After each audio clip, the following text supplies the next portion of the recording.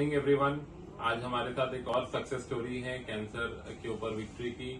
शिवेश जी हमारे साथ हैं। Shivesh ji is 38 years old and rather 38 years young, and Shivesh ji is एकदम completely functional and fully occupied person है। इनका खुद का बिजनेस है। एंड तो शिवेश जी हमारे पास आए थे complaints of oral cavity lesion के साथ। इसका हमने जब वर्कअप किया तो पता चला कि इनके मुंह में जो छाला था वो एक्चुअली एक कैंसर था ओरल कैविटी का। और ये मंथ जो है oral cavity cancer awareness month के तौर पे सेलिब्रेट किया जा रहा है, तो हमने सोचा कि एक इनकी सक्सेस स्टोरी शेयर की जाए। तो सर आए एंड इनका फिर हमने कहते हैं क्योंकि लीजन इनका अर्ली था, बहुत शुरुआती स्टेज का लीजन था और ये सही समय पे हमारे पास आए, इन्होंने लेट नहीं किया, ये सबसे अच्छी बात थी। एंड ये आए, इन्होंने अपना पूरा ट्रीटमेंट करवाया। ट्रीटमेंट में क्योंकि अर्ली स्टेज था तो सिर्फ सर्जरी अपने आप में सफिशिएंट था। इनका जो इनके बॉडी स्ट्रक्चर को की वजह से सर्जरी थोड़ी चैलेंजिंग थी हमारे लिए, बट जब सर्जरी किया तो पूरा फेस इनका ओपन करके अंदर से पूरा ट्यूमर निकाला गया था। और फिर उसके बाद क्योंकि भाई ये फुल्ली फंक्शनल आदमी है, फुल्ली एम्प्लॉयड आदमी है, तो इनको अपने काम पे भी जाना है। तो ये हमारा काम था कि इनको हम ऐसे फॉर्म में वापस भेजें ट्रीटमेंट के बाद कि सोसाइटी में एक्सेप्टेबल हो, ये अपने काम पे जाने से शर्माए ना या इनको अच्छा लगे, कॉन्फिडेंस रहे।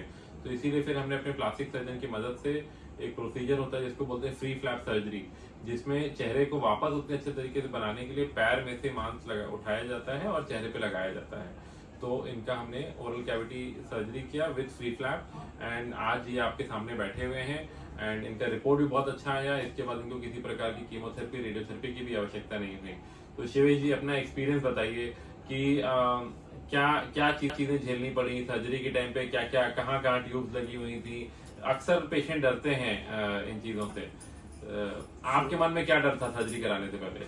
शुरुआत के दिनों में मेरे को, जब मैं कई जगहों पे चेकअप कराया, मेरे को पता नहीं चल रहा था कि क्या करना है। कई डॉक्टरों से मिला, कई लोगों ने कई सजेशन दिए, लेकिन फिर सडनली मेरी वाइफ ने काफी सर्च किया था उपकार हॉस्पिटल के बारे में, आपके बारे में भी सर्च किया कि डॉक्टर स्वप्निल पटेल है कैसे।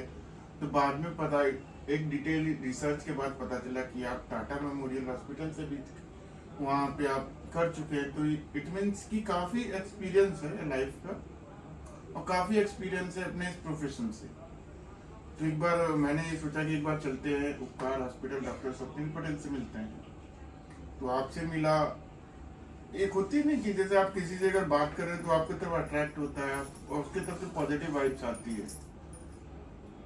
इंटर होने के बाद जब मिला सर से तो इतना रिलीफ फील हुआ। सर ने कहा कि कुछ हुआ नहीं है शिवेश, आप ठीक हो जाओगे।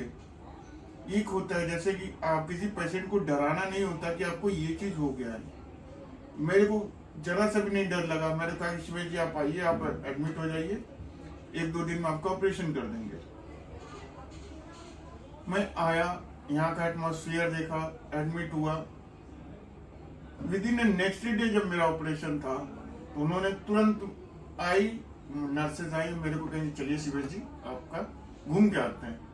मेरे को अच्छे से याद है, घूम के आते, घुमाने ले गए मेरे को। मैं घूमता ही रहा। फिर उसके बाद फिर मेरे को तकरीबन, मेरी जब सर्जरी हुई, मेरे को 2 दिन बाद, मेरे को जब मैं आईसीयू से बाहर निकला तब मेरे को बहुत सारी चीजें पता चली।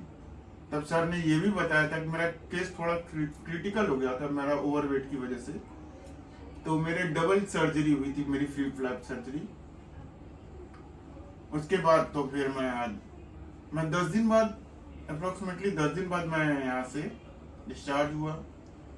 हर महीने रूटीन चेकअप पे आता हूँ। 23 अक्टूबर की मेरी यहाँ पे सर्जरी हुई थी।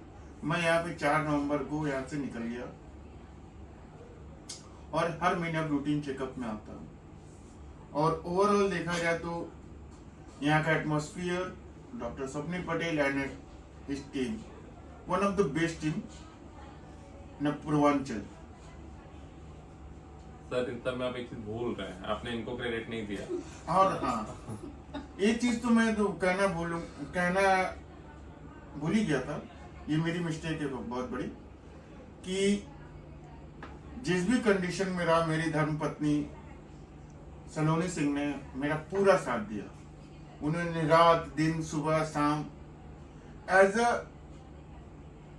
मदर, एज अ पत्नी, as a sister, whatever, सारी चीजें इसके लिए कम है। नर्स का भी काम किया, माँ का भी काम किया, पत्नी का धर्म तो निभाई रही। सो ये बहुत इंपॉर्टेंट है, ये हमारे इंडिया में ये बहुत प्लस पॉइंट है, क्योंकि हमारा फैमिली स्ट्रक्चर इतना अच्छा होता है ना कि इतनी कॉम्प्लेक्स बीमारियां, सर्जरीज, इनके बाद भी फैमिली का सपोर्ट जब अच्छा रहता है ना तो पेशेंट्स की रिकवरी बहुत अच्छी रहती है। तो ये वीडियो इसीलिए था कि अपने हेल्थ को लेके अवेयर रहें, कभी भी छोटी से छोटे प्रॉब्लम्स आ रहे हैं तो उसको इग्नोर मत करिए, सही समय पे ट्रीटमेंट के लिए जागरूक रहिए, ट्रीटमेंट लीजिए। जब सही समय पे ट्रीटमेंट लेंगे ना तो उसका रिजल्ट बहुत अच्छा रहता है। जैसे और हमारे लिए डॉक्टर बहुत रिवॉर्डिंग रहता है। अभी आप शिवेश जी को देखिए, इनको देख के कोई बोल नहीं सकता कि कितनी बड़ी सर्जरी होगी, चेहरे का अंदर क्या क्या हो रखा होगा। In today's date he is completely fit and fine and back to work better than before. तो थैंक यू। एक चीज मैं भी बोलना हाँ चाहती बताइए प्लीज प्लीज मैम प्लीज।